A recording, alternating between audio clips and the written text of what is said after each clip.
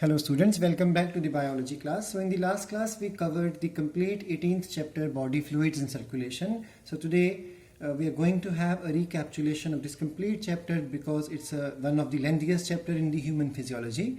And as assignment you are supposed to finish the NCERT back exercise question answers of this chapter. So in this chapter we have learned that there is a great importance of circulation of the fluids in the body, because whenever the nutrients have to move, whenever the waste products have to be eliminated, whenever the gases have to be transported, for all these things, and even when there is a defense system working, we need to transfer the antibodies towards the site of infection, and whenever hormones have to move to the target cell, for all these things it is required to have a circulatory system in the body. And we also learned that circulatory system also helps us to maintain a constant internal environment, which is called as homeostasis.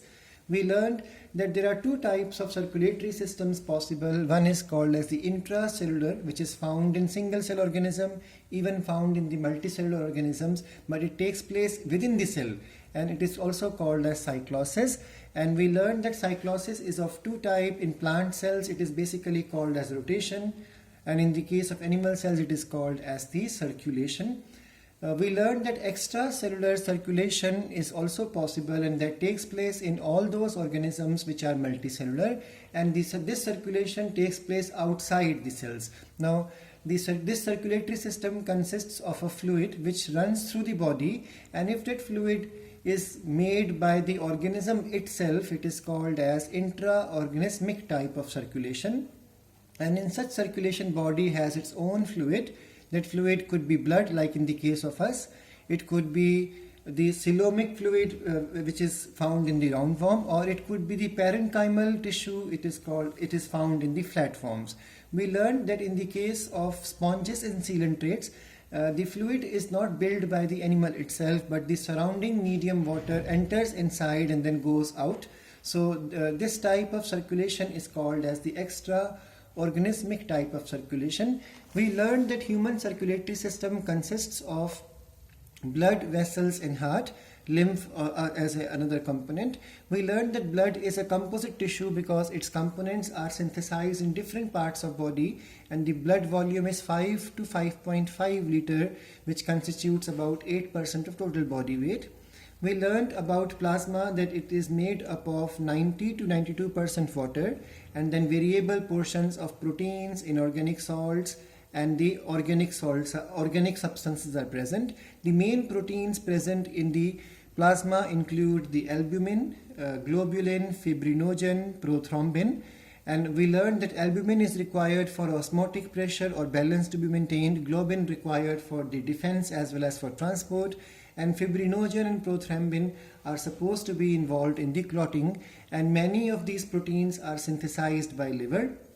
We learned that globins are also of three types, alpha, beta, gamma, and we learned in the classes that there are various functions of plasma, which includes transport of gases, transport of waste material, transport of the food absorbed from the alimentary canal for storage or for utilization, then transport of the intermediates during the metabolic reactions, and even maintaining osmotic potential. So there are many functions of the plasma, and after that we understood that there are formed elements present in the blood.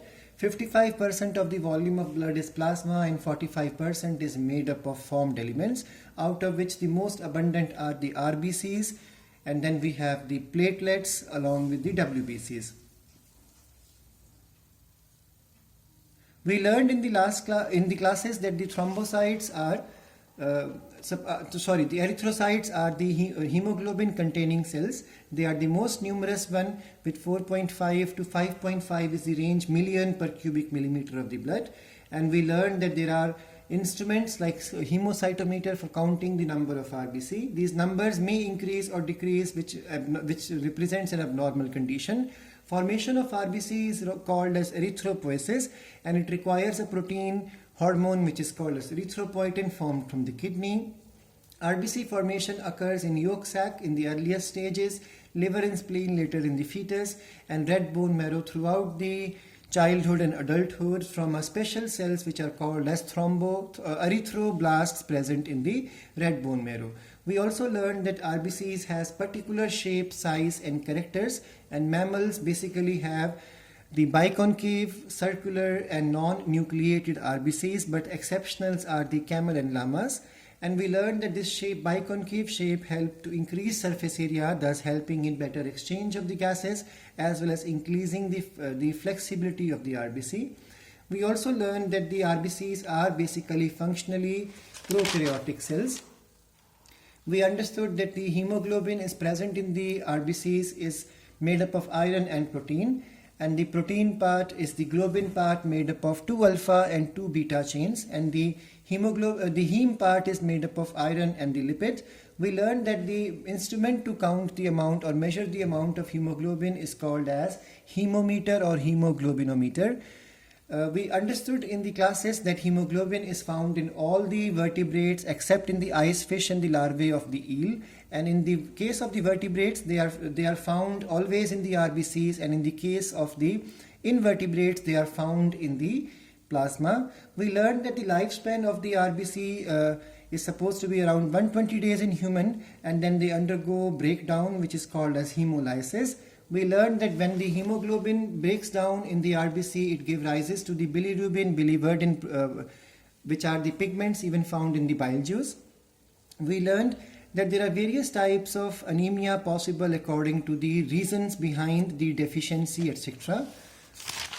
We also covered the leukocytes in the classes. We learned that these are the colorless nucleus containing amoeboidal cells without hemoglobin, and they are able to perform diapedesis, and they are larger basically than the RBC size, and their number is but less comparatively.